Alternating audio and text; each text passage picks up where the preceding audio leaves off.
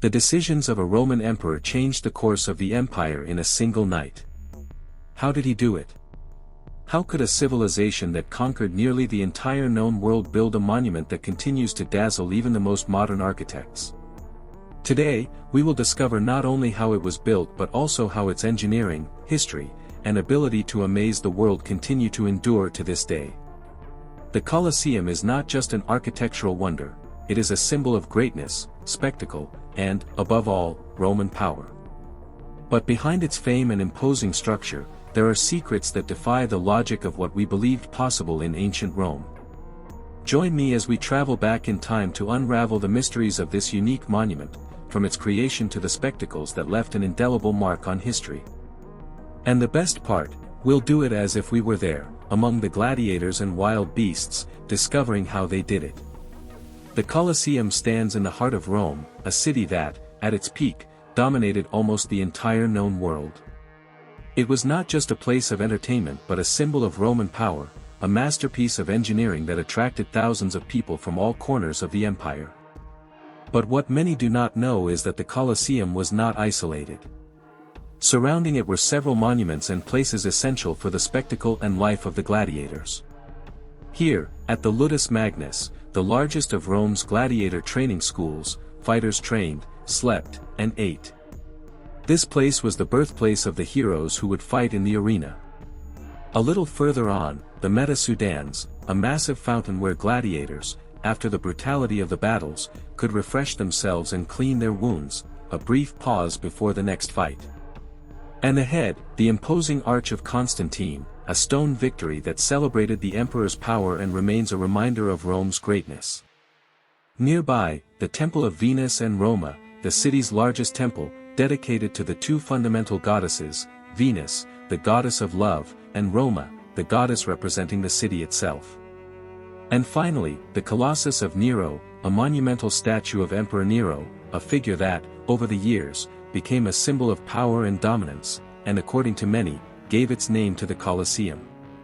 The Colosseum is one of the most imposing structures of ancient Rome, not only for its size but for its sophisticated engineering. Standing more than 50 meters tall, with a length of 189 meters and a width of 156 meters, the Colosseum not only surpassed the height of the Statue of Liberty but stood as a clear symbol of Rome's greatness and power. It was designed to hold more than 50,000 spectators, a capacity comparable to modern stadiums. The arena itself, measuring 83 meters by 48 meters, was large enough to fit nearly a dozen tennis courts, allowing for grand spectacles. The construction of the Colosseum began in AD 72 and was completed in just 8 years, demonstrating the impressive organizational capacity and resources of the Roman Empire. The speed of its construction reflects the immense infrastructure and the empire's dominance over materials and labor. The Colosseum is built on a solid and deep foundation, necessary to stabilize the structure on Rome's unstable terrain. This base, 12 meters thick, is made up of 2 layers of Roman concrete, which has allowed the structure to survive through the centuries. Divided into 4 levels, the Colosseum is not only an example of physical strength but also architectural elegance. The first 3 levels are adorned with arches and columns, representing the 3 classical orders of Greek architecture, the Doric on the first level, the Ionic on the second, and the Corinthian on the third. But the true magic of the Colosseum wasn't just in its construction, but in how it functioned to create the greatest spectacles in history. Imagine a place where thousands of people gathered to witness epic battles, gladiator fights, and even naval battles, all with surprising precision and coordination.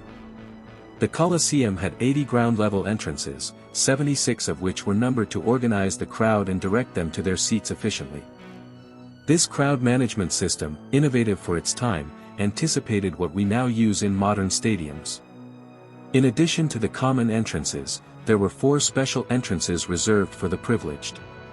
One of them, located to the south, was used by the emperor to access his imperial box, the Pulvinar, which not only gave him a privileged view but also served as a symbol of his authority.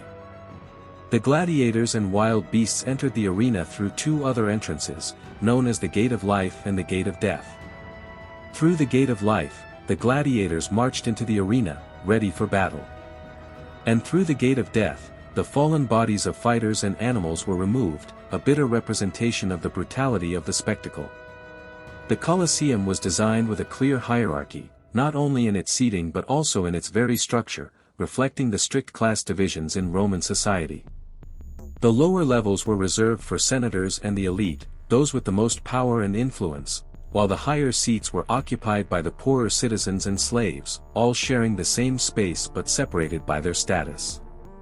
One of the most amazing aspects of the Colosseum was its naval spectacles, known as naumachia.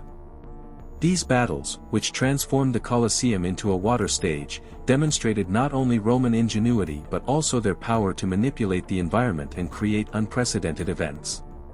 Can you imagine a place built for gladiator fights, suddenly transformed into a gigantic lake where naval battles took place?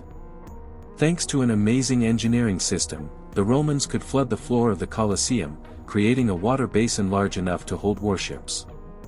This transformation not only impressed the spectators but also demonstrated Rome's incredible technical prowess.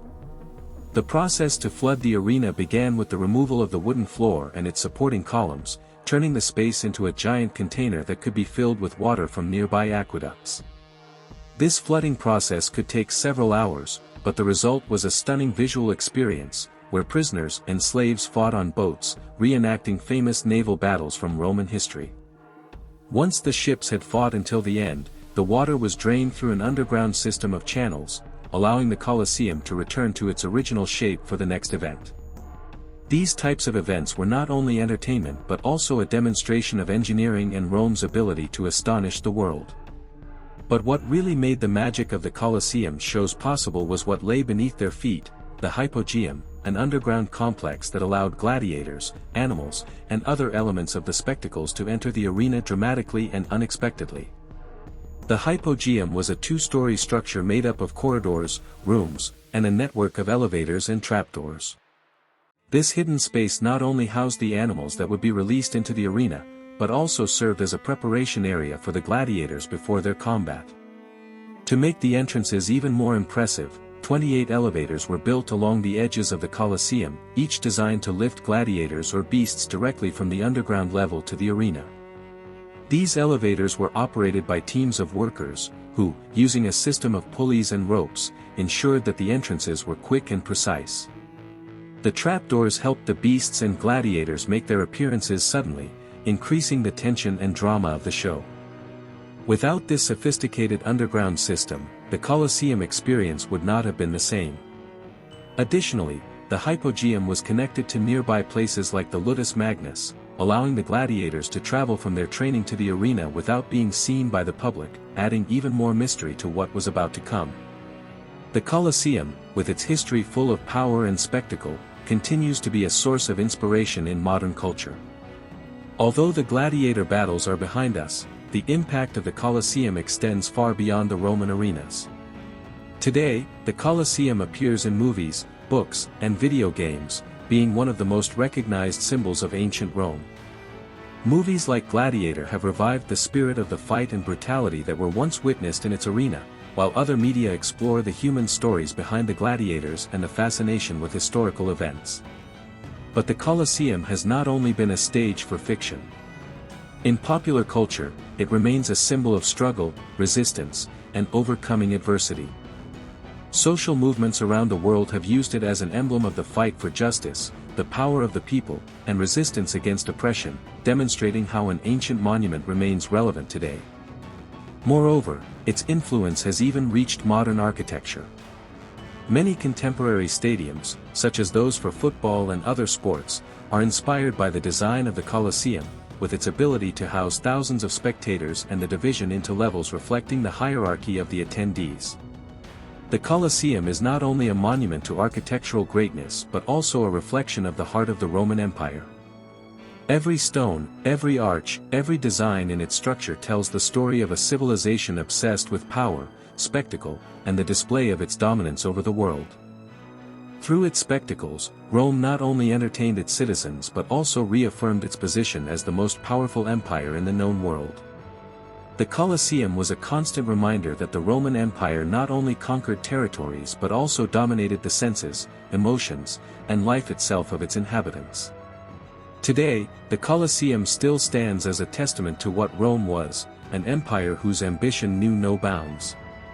Through the centuries, it has withstood earthquakes, looting, and the passage of time, becoming an eternal symbol of human history. But the Colosseum also teaches us a lesson. It reminds us that great civilizations, no matter how powerful, are subject to the fragility of history. And while the Colosseum still stands, so does the memory of an empire whose ambition shaped the world as we know it. The Colosseum has been a witness to thousands of stories, victories, defeats, and moments that marked the destiny of Rome. Today, it remains a symbol of the engineering, spectacle, and grandeur that defined one of the most powerful civilizations in history. But beyond its size, structure, or the events it hosted, the Colosseum invites us to reflect on the legacy of Rome and what we can still learn from its history. What would we do today if we had the power and resources of Rome? How would we use our innovations and influence to leave a mark on the world? Today, the Colosseum is not just an ancient monument. It is a reminder that human ambition has no limits and that, even in adversity, great civilizations leave an eternal legacy. Leave us your comment. What was the most surprising aspect of the Colosseum? And if you've been fascinated by this story, don't forget to subscribe and share this video to keep exploring the secrets of the past.